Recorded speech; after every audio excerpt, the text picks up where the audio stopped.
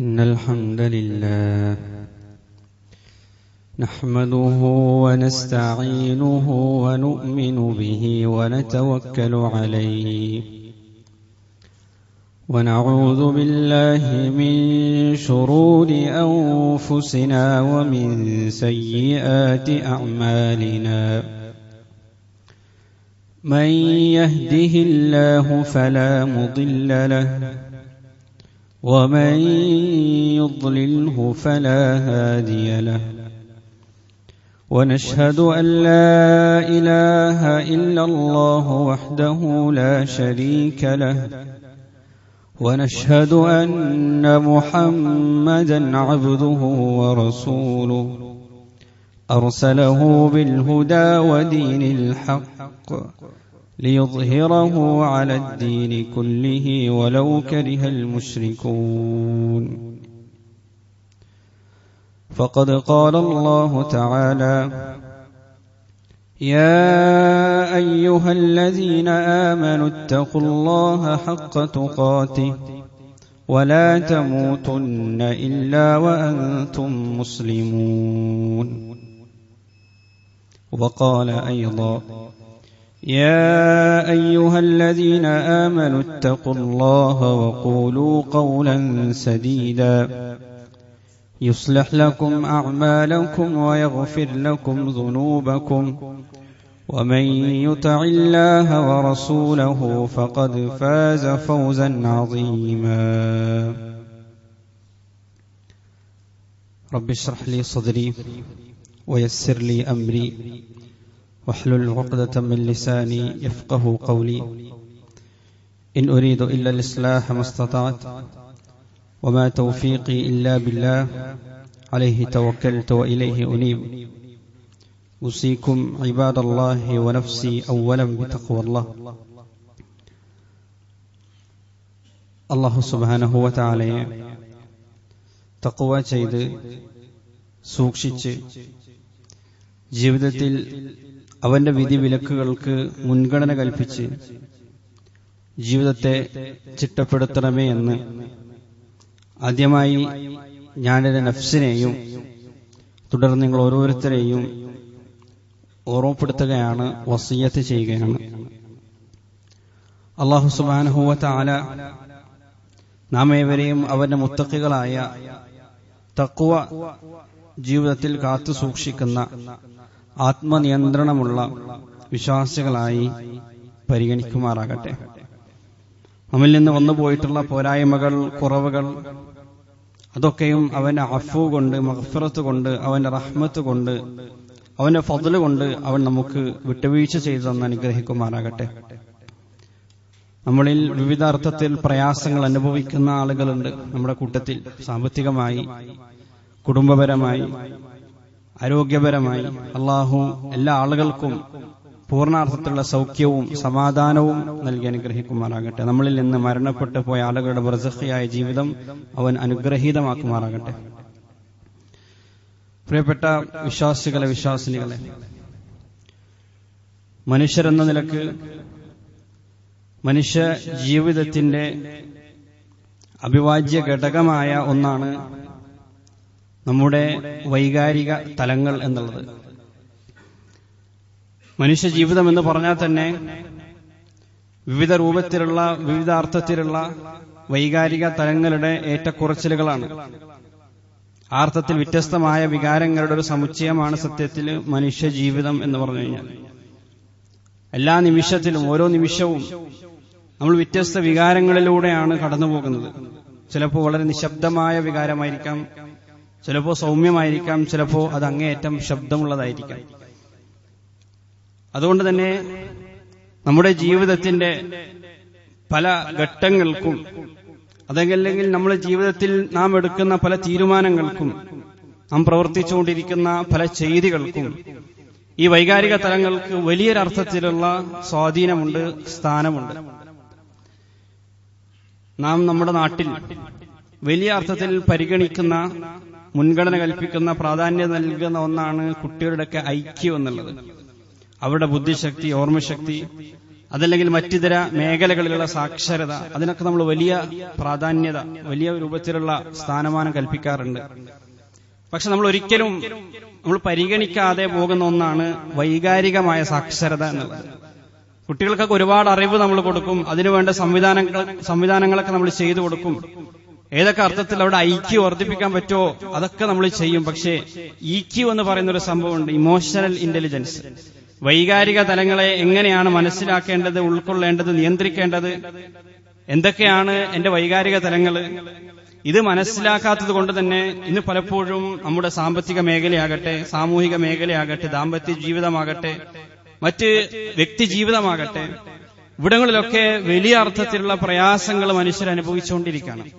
ഇന്ന് നമ്മുടെ ദാമ്പത്യ ജീവിതത്തിൽ ആളുകൾ അനുഭവിച്ചുകൊണ്ടിരിക്കുന്ന പ്രയാസങ്ങളുടെ ഏറ്റവും വലിയ ഘടകം എന്താണെന്ന് പരിശോധിച്ച് നോക്കിക്കഴിഞ്ഞാൽ ഈ അർത്ഥത്തിലുള്ള വൈകാരിക തലങ്ങളെ സംബന്ധിച്ചുള്ള അവബോധമില്ലായ്മയാണ്, ആർത്ഥത്തിലുള്ള സാക്ഷരതയില്ലായ്മയാണ്, വൈകാരിക പക്വത ഇല്ലാത്തതാണ്, വൈകാരിക ബുദ്ധി അവർക്കില്ലാതെ പോകുന്നു എന്നുള്ളതാണ്. പലപ്പോഴും അത് ഏത് മേഖലയായാലും അങ്ങനെ തന്നെയാണ്. നമ്മുടെ ദീനിന്റെ മേഖലയാണെങ്കിൽ അള്ളാഹുവുമായിട്ടുള്ള നമ്മുടെ ബന്ധത്തിന് ഏറ്റവും വലിയ തടസ്സമായി നമുക്ക് മാറുന്നത് ഈ അർത്ഥത്തിലുള്ള വൈകാരിക തലങ്ങളെ സംബന്ധിച്ചുള്ള അവബോധമില്ലായ്മയാണ്. അതുകൊണ്ട് തന്നെ വളരെ കൃത്യമായി വിശ്വാസികൾ എന്ന നിലക്ക് നമ്മുടെ വൈകാരിക തലങ്ങളെ സംബന്ധിച്ച കൃത്യമായ അവബോധവും അറിവും വിജ്ഞാനവും പരിജ്ഞാനവും നാം നേടിയെടുക്കേണ്ടതായിട്ടുണ്ട്. റസൂൽ കരീം സല്ലല്ലാഹു അലൈഹി വസല്ലമ തങ്ങള് ഒരുപാട് ഡാറ്റകൾ കൊടുത്തുകൊണ്ടായിരുന്നില്ല അവിടെ ഉണ്ടായിരുന്ന മനുഷ്യരെ, തങ്ങളുടെ മുന്നിലുണ്ടായിരുന്ന സമൂഹത്തെ മാറ്റിയെടുത്തത്, പരിവർത്തിപ്പിച്ചത്. അതിനപ്പുറത്തേക്ക് ഈ അർത്ഥത്തിലുള്ള ഒരു വൈകാരിക സാക്ഷരതയായിരുന്നു റസൂൽ കരീം സല്ലല്ലാഹു അലൈഹി വസല്ലമ തങ്ങൾ അവർക്ക് നൽകിക്കൊണ്ടിരുന്നത്. ഇതിന് ഏറ്റവും ഒന്നാമതായി നമുക്ക് വേണ്ടത് ഈ വൈകാരിക ബുദ്ധി നമ്മുടെ ജീവിതത്തിൽ വർദ്ധിപ്പിക്കാൻ ഏറ്റവും ഒന്നാമതായിട്ട് നമുക്ക് ആവശ്യമായിട്ടുള്ളത് നമ്മെ സംബന്ധിച്ചുള്ള അറിവാണ്. സെൽഫ് അവെയർനെസ് എന്ന് പറയും. നമ്മുടെ മനസ്സിനെ സംബന്ധിച്ച്, നമ്മുടെ ജീവിതത്തെ സംബന്ധിച്ച്, നമ്മുടെ വൈകാരിക തലങ്ങളെ സംബന്ധിച്ച്, നമ്മുടെ കഴിവിനെ സംബന്ധിച്ച്, നമ്മുടെ നന്മകളെ സംബന്ധിച്ച്, നമ്മുടെ തിന്മകളെക്കുറിച്ച്, നമ്മുടെ പോരായ്മകളെക്കുറിച്ച്, നമ്മുടെ ദൗർബല്യത്തെ സംബന്ധിച്ച കൃത്യമായ അറിവ് നമുക്കുണ്ടാകേണ്ടതായിട്ടുണ്ട്. പഠനങ്ങൾ വ്യക്തമാക്കുന്നത് എനിക്ക് എന്നെ പറ്റി അറിയാം എന്ന് ധരിച്ചിരിക്കുന്ന വലിയൊരു ശതമാനത്തോളം ആളുകൾക്കും അവരെപ്പറ്റി സത്യത്തിൽ അറിയില്ല എന്നുള്ളതാണ്. ഞാൻ ആരാണ് എന്ന് പലപ്പോഴും നമ്മൾ മനസ്സിലാക്കുന്നില്ല. നമുക്ക് നമ്മെ പറ്റിയുള്ള ധാരണ മറ്റുള്ള ആളുകൾ നമുക്ക് നൽകുന്ന ധാരണകളാണ്. ആളുകൾ എന്നോട് വളരെ സൗമ്യമായി പെരുമാറുന്നുണ്ട്, ആളുകൾ എന്നോട് കാണുമ്പോൾ പുഞ്ചിരിക്കുന്നുണ്ട്, എന്നെ ആദരിക്കുന്നുണ്ട്, ബഹുമാനിക്കുന്നുണ്ട്, എന്നെ പരിഗണിക്കുന്നുണ്ട്. അപ്പോൾ സ്വാഭാവികമായും ഞാൻ തരക്കേടില്ലാത്തൊരു മനുഷ്യനാണ് എന്നതാണ് നമ്മൾ പലപ്പോഴും സ്വന്തത്തെ പറ്റി തെറ്റിദ്ധരിച്ചിരിക്കുന്നത്. അല്ലാഹു സുബ്ഹാനഹു വ തആല പറയുന്നുണ്ട്, ബലിൽ ഇൻസാനു അലാ നഫ്സിഹി ബസീറ വലൗ അൽഖാ മആദിറ.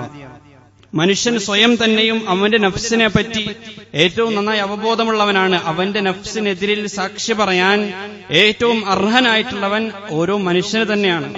വലൗ അൽഖ മആദിറ. പക്ഷെ എത്ര തന്നെ ന്യായീകരണങ്ങൾ അവന് വെച്ചു കഴിഞ്ഞാൽ പലപ്പോഴും നമ്മുടെ നഫ്സിന്റെ പോരായ്മകളെ പല ന്യായങ്ങൾ കൊണ്ട്, ന്യായീകരണങ്ങൾ കൊണ്ട്, എക്സ്ക്യൂസുകൾ കൊണ്ട് നമ്മൾ പൊതിഞ്ഞുകൊണ്ടേയിരിക്കുകയാണ്. പല അർത്ഥത്തിലും നമ്മൾ അതിനെ വ്യാഖ്യാനിച്ചുകൊണ്ടിരിക്കുകയാണ്. അതുകൊണ്ട് നമ്മുടെ പോരായ്മകൾ നമുക്ക് മനസ്സിലാക്കാൻ കഴിയുന്നില്ല. ഉമർ റളിയല്ലാഹു അൻഹു വലിയൊരർത്ഥത്തിൽ പ്രാധാന്യത കൽപ്പിച്ച ഒന്നായിരുന്നു ഇഹ്തിസാബുൻ നഫ്സ്. നമ്മുടെ നഫ്സിനെ നമ്മൾ സ്വയം വിചാരണക്ക് വിധേയമാക്കണം. ഓരോ ദിവസവും നാം നമ്മെ പറ്റിയുള്ള ഒരു വിചാരണ നടത്തണം. ഇന്ന് എന്തൊക്കെ അർത്ഥത്തിലുള്ള പോരായ്മകളാണ് എനിക്കുണ്ടായിട്ടുള്ളത്, ഏതൊക്കെ രൂപത്തിൽ ഇടപാടുകളിലാണ് എനിക്ക് കുറവുകൾ സംഭവിച്ചിട്ടുള്ളത്, പണ്ഡിതന്മാർ വിശദീകരിക്കുന്നുണ്ട്.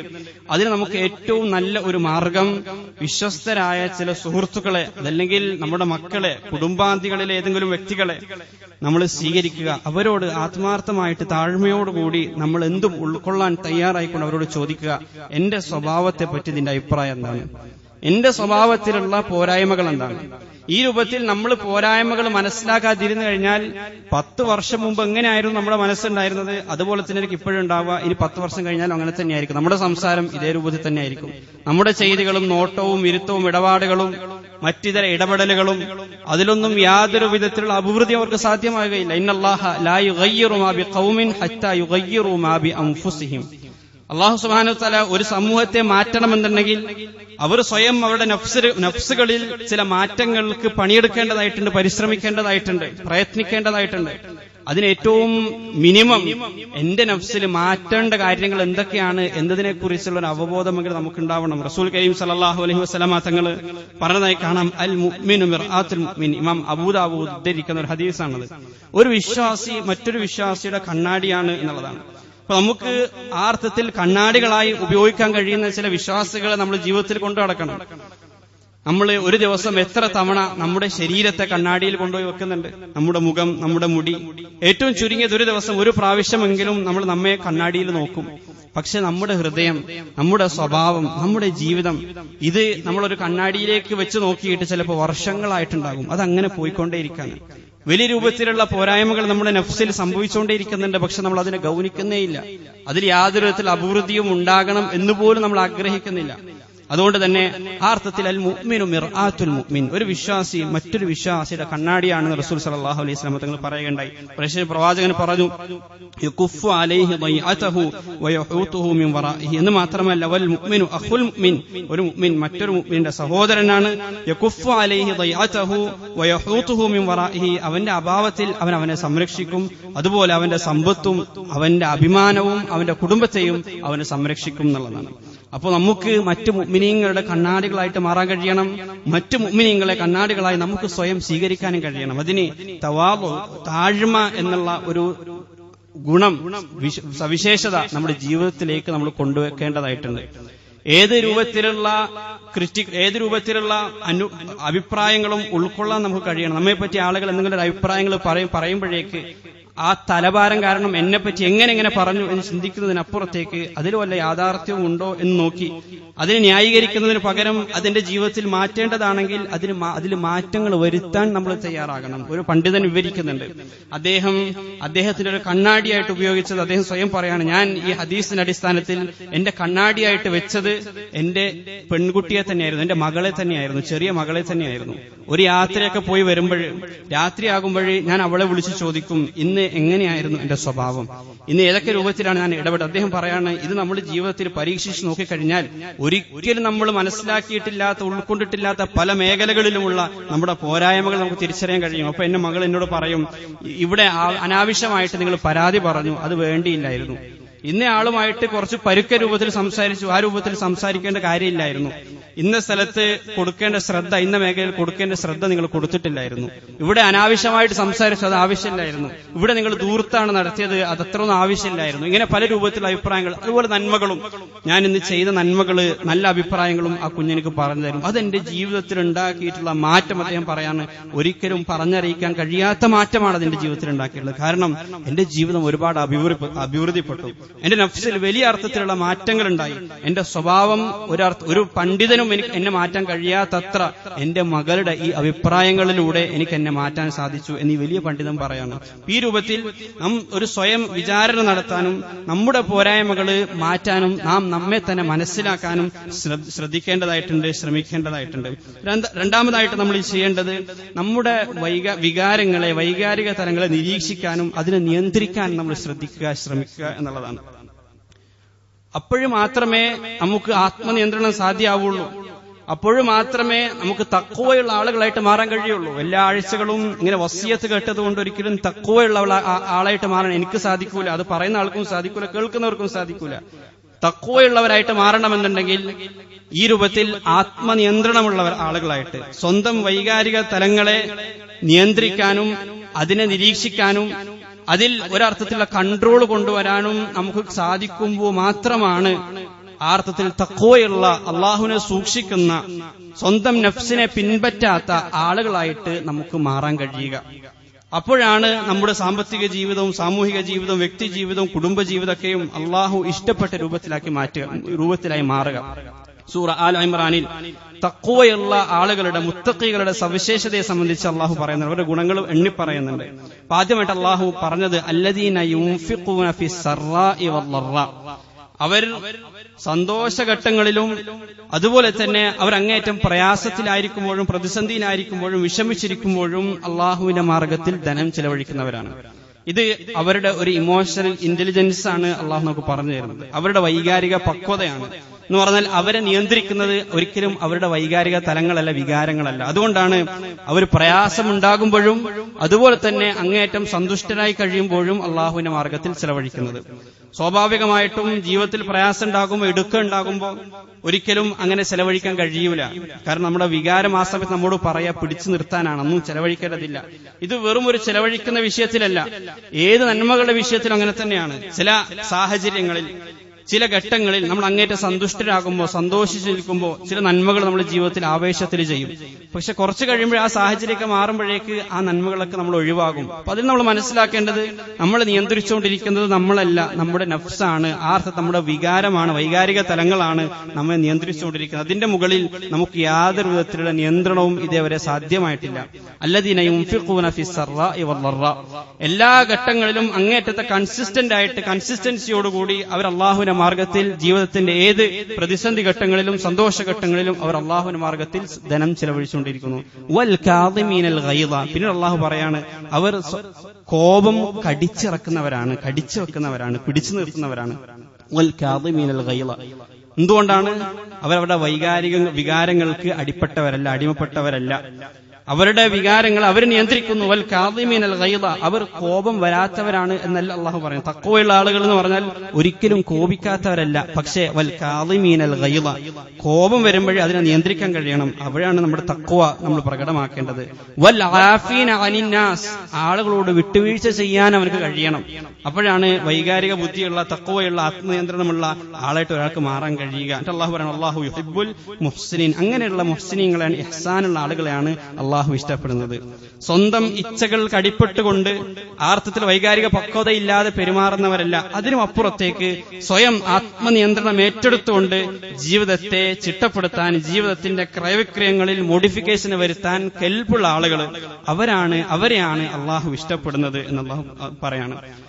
റസൂൽ സല്ലല്ലാഹു അലൈഹി വസല്ലം തങ്ങൾ പറയുന്നുണ്ട്, ഇമാം ബുഖാരി മുസ്ലിം ഉദ്ധരിക്കുന്ന ഹദീസ്, ലൈസ ശദീദു ബിസ്സുറാ, ശക്തന് എന്ന് പറഞ്ഞു കഴിഞ്ഞാൽ ഗുസ്തിയിൽ വിജയിക്കുന്നവനല്ല, മല്ലയുദ്ധത്തിൽ വിജയം കൈവരിക്കുന്നവനല്ല, മറിച്ച് ഇന്നമ ശദീദുല്ലദീ യംലികു നഫ്സഹു ഇൻദൽ ഗളബ്, സ്വന്തം നഫ്സിനെ മലക്ക യംലിക്കു എന്ന് പറഞ്ഞു കഴിഞ്ഞാൽ ഉടമപ്പെടുത്തുക എന്നുള്ളതാണ്.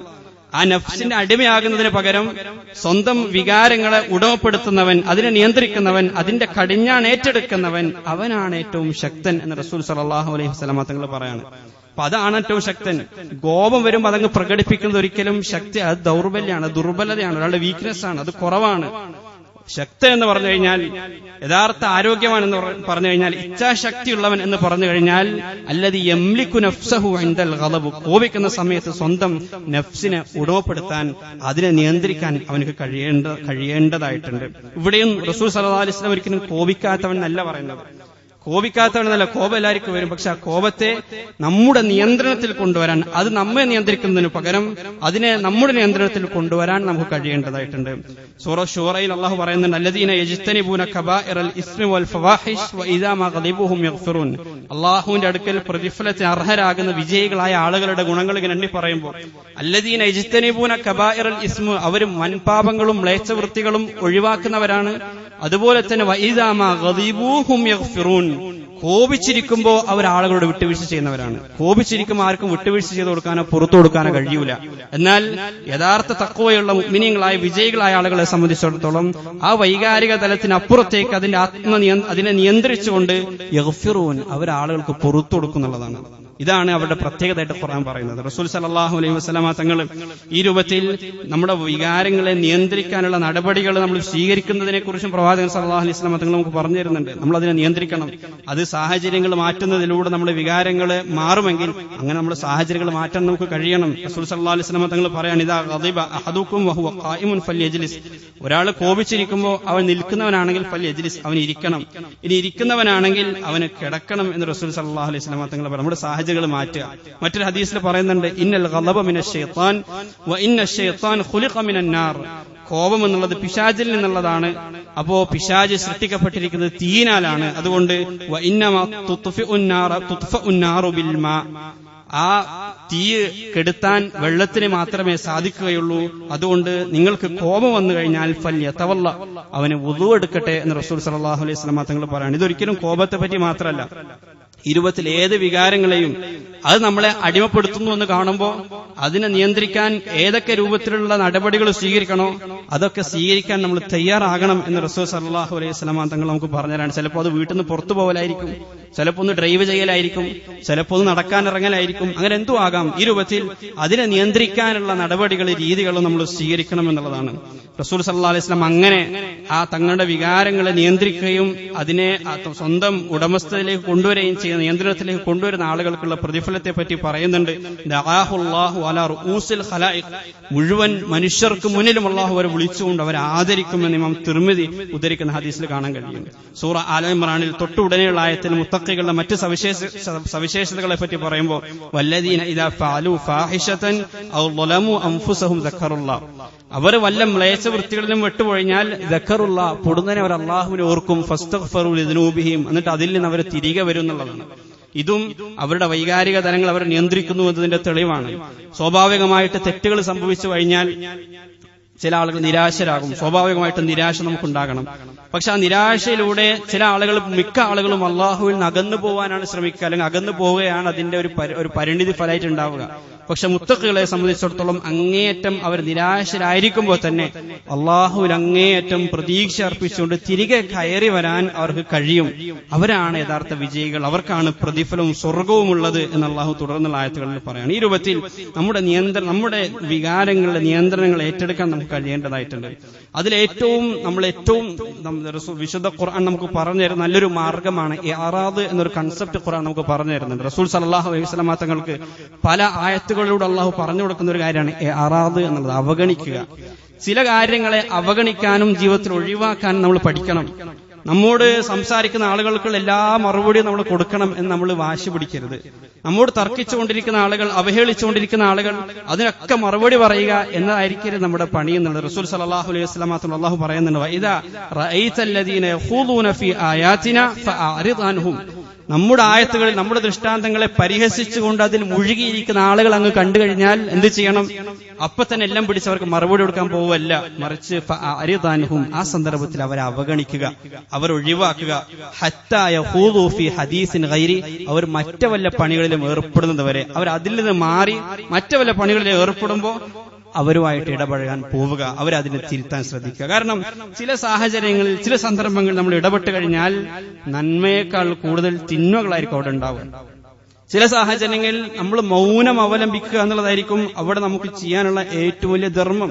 അതൊക്കെ നമ്മൾ വിചാരിക്കും ദീനിന്റെ കാര്യമാണ്, അള്ളാഹുവിന് വേണ്ടിയിട്ടാണ് ഞാൻ കോപിക്കുന്നത്. പക്ഷെ ആത്മാർത്ഥമായി നോക്കിക്കഴിഞ്ഞാൽ പടച്ചതിന് വേണ്ടി ആയിരിക്കില്ല നമ്മൾ കോപിക്കുന്നത്. നമ്മുടെ ഈഗോയിനെ പിടിച്ചു നിർത്താനായിരിക്കും നമ്മൾ അവിടെ കോപിക്കുന്നത്, നമ്മൾ അസ്വസ്ഥരാകുന്നത്.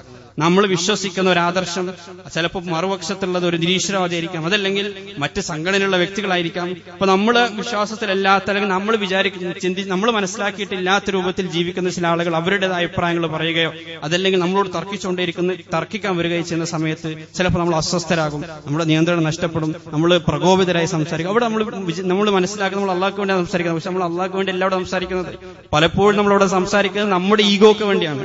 ഞാൻ വിശ്വസിച്ച ഈ സംവിധാനത്തെ പറ്റി എങ്ങനെ ഇവർ എന്നോട് ഇങ്ങനെ സംസാരിക്കും, എന്നോട് എങ്ങനെയാണ് ഇങ്ങനെ മറുപടി പറയുക, ഇതൊക്കെ ചിന്തിച്ചിട്ടാണ് നമ്മൾ ചിലപ്പോൾ മറുപടി പറയുക. അതുകൊണ്ടാണ് അരിതാനുഹും ആ സന്ദർഭത്തിൽ അവിടെ നിന്ന് വിട്ടു നിൽക്കുക. എന്നിട്ടും കുറെ സമയം കഴിഞ്ഞിട്ടും അത് നമ്മുടെ മനസ്സിൽ അങ്ങനെ തന്നെ ഉണ്ടെങ്കിൽ അത് ആത്മാർത്ഥമായിട്ട് അവിടെ പോയിട്ട് തിരുത്താൻ ശ്രദ്ധിക്കുക എന്ന് റസൂൽ സല്ലല്ലാഹു അലൈഹി വസല്ലം തങ്ങളോട് പറയുന്നുണ്ട്. അതിനഅലമു ഇന്നഹു ലയഹ്സുനുക അല്ലദീ യഖൂലൂൻ, പ്രവാചകൻ അങ്ങേയറ്റം ആളുകളുടെ പരിഹാസവും കുത്തുവാക്കുകളും കേട്ട് അങ്ങനെ പ്രയാസപ്പെട്ടു നിൽക്കുന്ന സമയത്ത് അള്ളാഹു പറയാണ്, ഖദ്ന അലമു ഇന്നഹു ലയഹ്സുനുക അല്ലദീ യഖൂലൂൻ, പ്രവാചകരെ അവര് പറയുന്ന വർത്തമാനങ്ങൾ അങ്ങേയറ്റം വേദനിപ്പിക്കുന്നുണ്ട് എന്ന് നാം അറിയുന്നുണ്ട്. പക്ഷേ ഫഇന്നഹും ലാ യുകസിബൂനക്, അങ്ങ് എന്തിനാണ് ഇങ്ങനെ പ്രയാസപ്പെടുന്നത്? ലാ യുകസിബൂനക്, അവര് അങ്ങേയല്ല തക്സീബ് ചെയ്യുന്നത്, അവരങ്ങേയല്ല പരിഹസിക്കുന്നത്, അവരങ്ങേയല്ല കളവാക്കുന്നത്. വലാകിന്ന അല്ലാലിമീന ബി ആയാത്തില്ലാഹി യജ്ഹദൂൻ, അവർ അല്ലാഹുവിന്റെ ആയത്തുകളെയല്ലേ നിരാകരിക്കുന്നത്, അവരെന്നോടല്ല തർക്കിക്കുന്നത്. അവർക്ക് ഫദർനി വമൻ യുകസിബു ബിഹാദൽ ഹദീസ്, അവരെനിക്ക് വിട്ടേക്കുക, ഞാൻ അവരെ കൈകാര്യം ചെയ്തോളാം, അതിൽ അങ്ങിങ്ങനെ ഇങ്ങനെ വേദനിക്കേണ്ട കാര്യമില്ല എന്ന് റസൂൽ സല്ലല്ലാഹു അലൈഹി വസല്ലം തങ്ങളെ സാന്ത്വനിപ്പിച്ചുകൊണ്ട് വിശുദ്ധ ഖുർആൻ പറയുന്നതായിട്ട് നമുക്ക് സമാനമായ നിരവധി ആയത്തുകൾ കാണാൻ കഴിയും. മുനാഫിഖീങ്ങളുടെ ചില പ്രവൃത്തികളിൽ പ്രവാചകൻ അങ്ങേയറ്റം വേദനിച്ചപ്പോൾ വലിയ പ്രതിസന്ധി അവർ സൃഷ്ടിച്ചുകൊണ്ടേയിരിക്കുകയാണ്. അവര് ആന്തരികമായിട്ട് വലിയ ഫിത്നകൾക്ക് തിരികൊളുത്തിക്കൊണ്ട് ഒന്നും അറിയാത്തവരായി നടിച്ച് പ്രവാചകന്റെ മുന്നിൽ വന്നിങ്ങനെ ചിരിച്ചു നിൽക്കുമ്പോൾ ആർക്കാണത് കണ്ടു നിൽക്കാൻ കഴിയുക? പ്രവാചകൻ അങ്ങേയറ്റം വേദനിക്കുകയാണ്. അപ്പൊ അള്ളാഹു പറയാണ്, ഉലൈകല്ലദീന യഅലമുല്ലാഹു മാ ഫീ ഖുലൂബിഹിം, അവരുടെ ഹൃദയത്തിലുള്ളത് എന്താണ് എന്നൊക്കെ പ്രവാചകരെ അള്ളാഹുവിനറിയാം.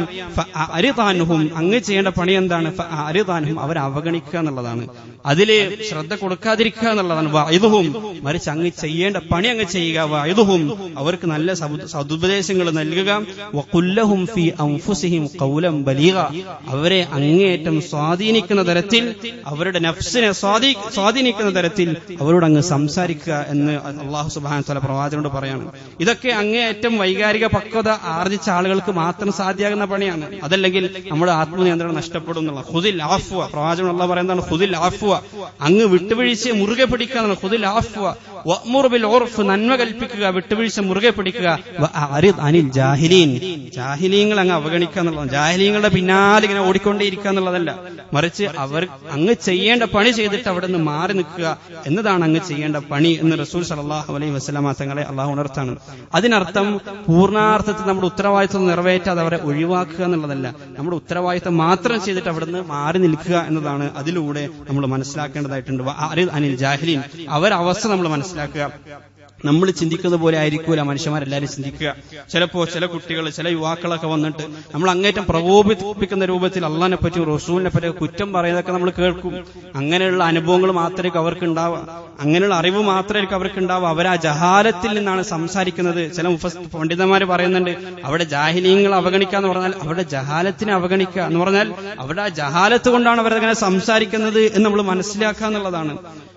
അതുകൊണ്ടാണല്ലോ റസൂൽ സല്ലല്ലാഹു അലൈഹി വസല്ലമ തങ്ങൾ ഉഹുദിന്റെ സമയത്ത് പ്രവാചകനോട് അനുസരണക്കേട് കാണിച്ചതിന്റെ പേരിൽ വലിയ പ്രയാസം ഉണ്ടാവുകയാണ്. മുസ്ലിമീങ്ങൾക്ക് മുഴുവൻ വലിയ പ്രയാസം ഉണ്ടാണ്. അതിനപ്പുറത്തേക്ക് പ്രവാചകന് തന്നെ ശാരീരികമായി വലിയ വേദന സമ്മാനിച്ചു. പ്രവാചകന്റെ തലയിൽ നിന്ന് രക്തം ഒലിച്ചുകൊണ്ടിരിക്കുകയാണ്.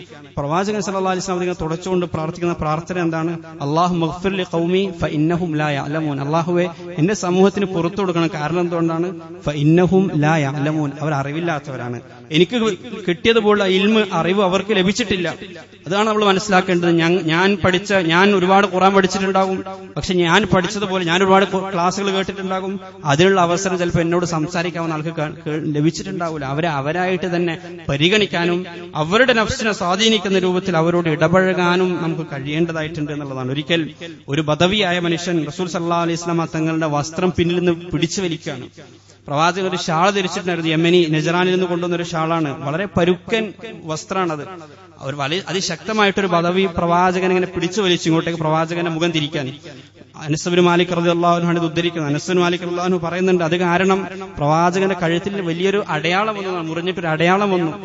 എന്നിട്ട് അദ്ദേഹം പ്രവാചകനോട് പറഞ്ഞു, ഓ മുഹമ്മദ്, യാ മുഹമ്മദ്, അള്ളാഹുവിന്റെ സമ്പത്തിൽ നിന്ന് കുറെ താങ്കളുടെ കയ്യിൽ അള്ളാഹുവിന്റെ സമ്പത്ത് കുറെ ഉണ്ടല്ലോ, കുറച്ച് എനിക്ക് തരിക. വളരെ പരുക്കൻ സ്വഭാവത്തിൽ. ആ ചെയ്തി മാത്രമല്ല പരുക്കനായിട്ട് അദ്ദേഹത്തിന്റെ സംസാരവും ആ രൂപത്തിലായിരുന്നു. പ്രവാചകൻ സല്ലല്ലാഹു അലൈഹി വസല്ലം തങ്ങൾ അദ്ദേഹത്തിലേക്ക് നോക്കി, അദ്ദേഹത്തിന്റെ മുഖത്തേക്ക് നോക്കി പുഞ്ചിരിച്ചു. അനസ് ബിൻ മാലിക് റളിയല്ലാഹു അൻഹു പറയുന്നത്. എന്നിട്ട് പറയണം, അദ്ദേഹത്തിന് അത് കൊടുക്കാൻ റസൂൽ സല്ലല്ലാഹു അലൈഹി വസല്ലം കൽപ്പിച്ചു എന്നുള്ളതാണ്. എന്തുകൊണ്ടാണ് പ്രവാചകനെ ചെയ്തത്? പ്രവാചകന്റെ ഇമോഷണൽ ഇന്റലിജൻസ് ആണ് നമ്മൾ അവിടെ കാണുന്നത്. പ്രവാചകൻ വൈകാരികമായിട്ട് പ്രതികരിക്കുകയല്ല. ഈ പദവിയെ സംബന്ധിച്ചിടത്തോളം അവർ വളർന്നതും അവർ കണ്ടുമുട്ടിയിട്ടുള്ളതും അവർ വളർന്നു വന്ന സാഹചര്യവും പരുക്കനായിരുന്നു. അവരുടെ സ്വഭാവം ഇങ്ങനെയാണ് എന്ന് റസൂൽ സല്ലല്ലാഹു അലൈഹി വസല്ലം തങ്ങൾ അത് മനസ്സിലാക്കണം, അത് അംഗീകരിക്കാണ്. ഇങ്ങനെയുള്ള സ്വഭാവമേ അവർക്കുള്ളൂ, ഈ കൾച്ചർ മാത്രമേ അവർക്കുള്ളൂ. അതുകൊണ്ട് അവർക്ക് കൊടുക്കാൻ പറ്റിയ ഏറ്റവും നല്ല ഉപദേശം ഈ ഒരു പുഞ്ചിരിയാണ് എന്ന് റസൂൽ സല്ലല്ലാഹു അലൈഹി വസല്ലം തങ്ങൾക്ക് അറിയാം. കാരണം ആ മൃദുലമായ സമീപനായിരിക്കും അവരെ ഏറ്റവും കൂടുതൽ സ്വാധീനിക്കുക. അത് മാത്രമാണ് അവർക്ക് ലഭിക്കാത്തത്. പരുക്കനായ ഏത് രീതികളും അവർക്ക് താങ്ങാൻ കഴിയും, പക്ഷെ ഇങ്ങനെയുള്ള മൃദുലമായ സമീപനം അവരൊരിക്കലും ഇതുവരെ അവർക്ക് ലഭിച്ചിട്ടുണ്ടാവില്ല, അവരൊരിക്കലും അത് അനുഭവിച്ചിട്ടുണ്ടാവില്ല. അതുകൊണ്ടാണ് റസൂൽ സല്ലല്ലാഹു അലൈഹി വസല്ലം തങ്ങൾ ആ ബദവിയെ നോക്കിക്കൊണ്ട്, ആ കാട്ടറബിയെ നോക്കിക്കൊണ്ട് പ്രവാചകന് പുഞ്ചിരിച്ച് അദ്ദേഹത്തിന്റെ ആവശ്യം നിറവേറ്റി കൊടുക്കാൻ സഹാബാക്കളോട് കൽപ്പിച്ചു എന്നുള്ളതാണ്. ഒരിക്കൽ പള്ളിയിൽ ഇങ്ങനെ ഇരിക്കുന്ന സമയത്ത് സഹാബാക്കളും പ്രവാചകനും സദസ്സിലിരിക്കുന്ന സമയത്ത് ഒരു കാട്ടറബി വന്നിട്ട് അവിടെ മൂത്രയിക്കാണ്, ഒരു ബദവി വന്ന് അവിടെ മൂത്രയിക്കാണ്. അപ്പോഴേ തന്നെ ആളുകളുടെ നിയന്ത്രണം വിട്ട് അവരെ അദ്ദേഹത്തെ പിടിച്ചു വെക്കാൻ പോയപ്പോൾ റസൂൽ സല്ലല്ലാഹു അലൈഹി വസല്ലം തങ്ങൾ പറഞ്ഞു, അദ്ദേഹത്തെ നിങ്ങൾ വിട്ടേക്കുക, ദഊഹു, അദ്ദേഹത്തെ ഒഴിവാക്കുക, അദ്ദേഹം ആ പണി പൂർത്തിയാക്കട്ടെ, അദ്ദേഹത്തിന്റെ ആവശ്യം പൂർണ്ണമാക്കട്ടെ എന്ന് റസൂൽ സല്ലല്ലാഹു അലൈഹി വസല്ലം കൽപ്പിക്കുകയാണ്. അത് കഴിഞ്ഞപ്പോൾ റസൂൽ സല്ലല്ലാഹു അലൈഹി വസല്ലം അദ്ദേഹത്തെ വിളിച്ചുകൊണ്ട് പറഞ്ഞു, ഇത് പള്ളിയാണ്, ഇവിടെ നമസ്കാരത്തിനുള്ളതാണ്, വിശുദ്ധ ഖുർആൻ പാരായണം ചെയ്യാനുള്ളതാണ്, ഇന്നമാ ലിദിക്രില്ലാഹി അസ്സ വജല്ല വസ്സലാത്തി വഖറാഅത്തിൽ ഖുർആൻ, ഇത് ഖുർആൻ പാരായണം ചെയ്യാനും നമസ്കരിക്കാനും അല്ലാഹുവിനെ ഓർക്കാനൊക്കെ ഉള്ള സ്ഥലമാണ് എന്ന് അദ്ദേഹത്തിന് പറഞ്ഞ് മനസ്സിലാക്കി കൊടുക്കാണ് പ്രവാചകൻ സല്ലല്ലാഹു അലൈഹി വസല്ലം. എന്നിട്ട് സഹാബാക്കൾ പറഞ്ഞു, ഒരു തൊട്ടി വെള്ളം എടുത്തിട്ട് അവിടെ ഒഴിക്കാനും അള്ളാഹുവിന്റെ റസൂൽ കൽപ്പിച്ചു എന്നുള്ളതാണ്. അപ്പൊ ഇത് ആ ബദവിയോട് പ്രതികരിക്കേണ്ടത് ഇങ്ങനെയാണ് എന്നൊരു ഇമോഷണൽ ഇന്റലിജൻസ് ആണ് റസൂൽ സല്ലല്ലാഹു അലൈഹി വസല്ലം കാണിച്ചിരുന്നത്. അതിനർത്ഥം ഒരിക്കലും നമ്മൾ പ്രകോപിതരാകരുത്, ഒരിക്കലും കോപിക്കേണ്ട ഇടത്തും കോപിക്കരുത് എന്നല്ല. പക്ഷേ കോപിക്കുമ്പോ അള്ളാഹുവിന് വേണ്ടിയാണ് കോപിക്കുന്നത് എന്ന ഉറപ്പ് നമുക്കുണ്ടാവണം. അതിലും പ്രവാചകന്റെ മാതൃക തന്നെയാണ് നമുക്കുള്ളത്. ചിലയിടങ്ങളിൽ പരുഷമായ രൂപത്തിൽ നമ്മൾ പെരുമാറേണ്ടതായിട്ട് വരും. അവിടെ നമ്മുടെ നഫ്സിന് വേണ്ടി ആയിരിക്കരുത്, നമ്മുടെ വ്യക്തിപരമായ താല്പര്യങ്ങൾക്ക് വേണ്ടി ആയിരിക്കരുത്. അവിടെ അള്ളാഹുവിന് വേണ്ടി, ഒരു പൊതു നന്മക്ക് വേണ്ടി അങ്ങനെ പെരുമാറേണ്ട ഇടത്ത് പെരുമാറാനും ഒരാൾക്ക് കഴിയണം. അതാണ് വൈകാരിക പക്വത എന്ന് പറഞ്ഞു കഴിഞ്ഞാൽ. ചിലപ്പോ എന്നെ സംബന്ധിച്ചുള്ളത് വ്യക്തിപരമായിട്ട് ഞാൻ അവിടെ കോപിക്കാൻ ആഗ്രഹിക്കുന്നുണ്ടാകൂല, പക്ഷേ അവിടെയുള്ള നന്മ അവിടെ കോപിക്കലായിരിക്കും. അങ്ങനെ ഇടത്ത് വളരെ കോപിച്ചിട്ട് തന്നെ സംസാരിക്കേണ്ടത് വരും. റസൂൽ സല്ലല്ലാഹു അലൈഹി വസല്ലം തങ്ങളുടെ അടുക്കിലേക്ക് ഒരു സഹാബി വന്നിട്ട് ഒരു കംപ്ലൈന്റ് പറയാണ്, ഒരു പരാതി പറയാണ്. ആ പരാതി എന്നുള്ളത് അത് ഇമാമത്തുമായിട്ട് ബന്ധപ്പെട്ട ഒരു പരാതിയാണ്. അദ്ദേഹത്തിന്റെ നാട്ടിലുള്ള പള്ളിയിൽ, അവരുടെ ആ മേഖലയിലുള്ള പള്ളിയിലുള്ള ഒരു യുവാവ് വളരെ ദീർഘമായിട്ടാണ് നമസ്കരിക്കുന്നത്. സുബഹിയിൽ ഒരുപാട് പാരായണം ചെയ്തത് കാരണം ഞാൻ വൈകിയാണ് സുബഹിക്ക് പോവാറുള്ളത് എന്ന് റസൂൽ സല്ലല്ലാഹു അലൈഹി വസല്ലം തങ്ങളോട് അദ്ദേഹം പറഞ്ഞു. അപ്പൊ പ്രവാചകൻ സല്ലല്ലാഹു അലൈഹി വസല്ലം തങ്ങൾ ഇത് കേട്ടപ്പോ പ്രവാചകന്റെ മുഖം വിവരണമായി എന്ന് അബൂ മസ്ഊദ് റളിയല്ലാഹു പറയാണ്. അങ്ങേറ്റം കോപാകുലനായ പ്രവാചകൻ പറഞ്ഞു, ചില ആളുകൾ മനുഷ്യരെ വെറുപ്പിക്കുന്നു, യുഫിറൂൻ, അവര് മനുഷ്യരെ വെറുപ്പിക്കാണ്, ദീന് മടുപ്പിക്കാണ്, മടുപ്പുള്ളവാക്കി കൊടുക്കുകയാണ്. അതുകൊണ്ട് അങ്ങനെയുള്ള ആളുകൾ സൂക്ഷിക്കണം. എന്നിട്ട് പ്രവാചകൻ സല്ലല്ലാഹു അലൈഹി വസല്ലം തങ്ങൾ പറഞ്ഞു, നിങ്ങൾ ഒരിക്കലും ആളുകളെ വെറുപ്പിക്കുന്ന രൂപത്തിൽ ഈ ദീനിനെ മാറ്റരുത്, ദീനിന്റെ ഇബാദത്തുകളെ മാറ്റരുത്. അവിടെ അവശരായിട്ടുള്ള ആളുകൾ വരുന്നുണ്ടാകും, അവിടെ ആവശ്യക്കാർ വരുന്നുണ്ടാകും, അവിടെ വൃദ്ധരായ ആളുകൾ ആ പള്ളിയിൽ വരുന്നുണ്ടാകും. അതുകൊണ്ട് അവരെയൊക്കെ പരിഗണിക്കുന്ന രൂപത്തിലായിരിക്കണം എന്ന് റസൂൽ സല്ലല്ലാഹു അലൈഹി വസല്ലം തങ്ങൾ അവിടെ ഉപദേശം കൊടുക്കുകയാണ്. ഒരിക്കൽ ഉസാമ സെയ്ദ് റളിയല്ലാഹു അൻഹു വന്നിട്ട് ഒരു അനീതിക്ക് വേണ്ടി ശുപാർശ ചെയ്യാണ് പ്രവാചകനോട്. പ്രവാചകന്റെ മുഖം വിവരണമായി. റസൂൽ സല്ലല്ലാഹു അലൈഹി വസല്ലം തങ്ങൾ അങ്ങേറ്റം കോപാകുലനായി ഉസാമ റളിയല്ലാഹു അൻഹുവോട് ചോദിച്ചു, ഈ തെറ്റിന് വേണ്ടി നീ എന്നോട് ശുപാർശക്ക് ചോദിക്കുകയാണോ എന്ന് പറഞ്ഞ് പ്രവാചകൻ അങ്ങേറ്റം ദേഷ്യപ്പെട്ടു. കാരണം അതിന്റെ ഗൗരവം മനസ്സിലാക്കണമെന്നുണ്ടെങ്കിൽ അങ്ങനെ തന്നെ പറയണമായിരുന്നു. മറ്റൊരു ഘട്ടത്തിൽ റസൂൽ സല്ലല്ലാഹു അലൈഹി വസല്ലം തങ്ങളുടെ അടുക്കലേക്ക് പ്രവാചകൻ അബൂ ഹുറൈറ റളിയല്ലാഹു അൻഹു പറയാണ്, പ്രവാചകൻ ഇങ്ങനെ നടന്നു വന്ന സമയത്ത് കുറച്ച് ആളുകൾ, അബൂ ഹുറൈറ റളിയല്ലാഹു അൻഹു തന്നെ പറയുന്നതാണ്, ഞങ്ങൾ കുറച്ച് ആളുകൾ ഖദറുമായിട്ടുള്ള വിഷയം ഇങ്ങനെ അതുമായി ബന്ധപ്പെട്ട ചില സംവാദങ്ങളിൽ ഏർപ്പെട്ടുകൊണ്ടിരിക്കുകയായിരുന്നു. ഞങ്ങൾ ചില ആളുകൾ പറഞ്ഞു, അങ്ങനെയാണ് ഖദർ, അല്ലാഹ് എല്ലാം തീരുമാനിച്ചിരിക്കുന്നു, പിന്നെ ഞങ്ങൾ ഇങ്ങനെ ചെയ്തിട്ട് കാര്യം. ചില ആളുകൾ അതിന് മറുപടി പറഞ്ഞു. ഇങ്ങനെ ഞങ്ങളിങ്ങനെ ഒരു സംവാദത്തിൽ ഏർപ്പെട്ടുകൊണ്ടിരിക്കുന്ന സമയത്ത് റസൂൽ സല്ലല്ലാഹു അലൈഹി വസല്ലം തങ്ങൾ പറഞ്ഞു, അവിടത്തേക്ക് കടന്നു വന്നു.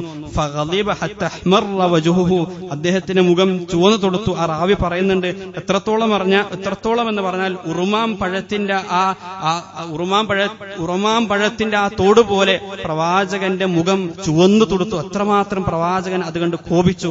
റസൂൽ സല്ലല്ലാഹു അലൈഹി വസല്ലം തങ്ങൾ പറഞ്ഞു, അം ബിഹാദാ ഉർസിൽതു ഇലൈക്കും അബിഹാദാ ഉമിർതും, ഇതാണോ ഞാൻ നിങ്ങളോട് കൽപ്പിച്ചിരിക്കുന്ന കാര്യം? ഇതുമായിട്ടാണോ ഞാൻ, ഈ റിസാലത്തുമായിട്ടാണോ ഞാൻ നിങ്ങളിലേക്ക് വന്നിരിക്കുന്നത്? ഇന്നമാ ഹലക മൻ കാന ഖബ്ലഹും ഹീന തനാസഉ ഫീ ഹാദൽ അംർ, ഈ കാര്യത്തിൽ സംവദിച്ചതിന്റെ പേരിലാണ് നിങ്ങൾക്ക് മുമ്പ് കഴിഞ്ഞു പോയ ആളുകൾക്ക് നശിച്ചു പോയത്. അതുകൊണ്ട് നിങ്ങളും ഈ രൂപത്തിൽ നശിക്കാനാണോ നിങ്ങളുടെയും തീരുമാനം എന്ന് പറഞ്ഞ് റസൂൽ സല്ലല്ലാഹു അലൈഹി വസല്ലം തങ്ങൾ അങ്ങേറ്റത്തെ കോപാകുലനായിക്കൊണ്ട് അവരതിനെ തിരുത്തി. കാരണം അത് അവരുടെ വിശ്വാസത്തിൽ വെള്ളം ചേർന്ന് പോകുന്ന, അവരുടെ വിശ്വാസത്തെ തകർക്കുന്ന അഖീദയുടെ പ്രശ്നമാണ്. അവിടെ അങ്ങനെ തന്നെ പെരുമാറണം എന്ന് റസൂൽ സല്ലല്ലാഹു അലൈഹി വസല്ലം തങ്ങൾ നമുക്ക് കാണിച്ചു തരുന്നു. ഈ രൂപത്തിൽ നമ്മുടെ വൈകാരിക തലങ്ങളെ നിയന്ത്രിക്കാൻ, ആവശ്യമുള്ളിടത്ത് കൊണ്ടുവെക്കാൻ, ആവശ്യമില്ലാത്തയിടത്ത് ഒഴിവാക്കാൻ, അതിനെ ആ അർത്ഥത്തിൽ അഭിവൃദ്ധിപ്പെടുത്താൻ, നമ്മളിലുള്ള നന്മകൾ ഏതാണ് എന്ന് കണ്ടെത്തി അതിനെ അധികരിപ്പിക്കാനും, നമ്മളിലുള്ള തിന്മകൾ ഏതാണ് എന്ന് മനസ്സിലാക്കി അതിനെ ഇല്ലായ്മ ചെയ്യാനുമുള്ള നടപടികൾ നമ്മൾ സ്വീകരിക്കുക. അപ്പോഴാണ് ആ അർത്ഥത്തിലുള്ള പക്വത ആർജിച്ച, വൈകാരികമായ പക്വതയുള്ള, വൈകാരികമായ ബുദ്ധിയുള്ള, വൈകാരിക സാക്ഷരത കൈവരിക്കുന്ന ആളുകളായിട്ട് നമുക്ക് മാറാൻ കഴിയുക. അല്ലാഹു സുബ്ഹാനഹു വ തആല ആ അർത്ഥത്തിൽ തഖ്വയുള്ള, യഥാർത്ഥ തഖ്വയുള്ള, ആത്മനിയന്ത്രണമുള്ള ആളുകളാക്കി അല്ലാഹു നാമേവരെയും മാറ്റി അനുഗ്രഹിക്കുമാറാകട്ടെ. വആഖിറു ദുആഇ അനിൽ ഹംദുലില്ലാഹി റബ്ബിൽ ആലമീൻ.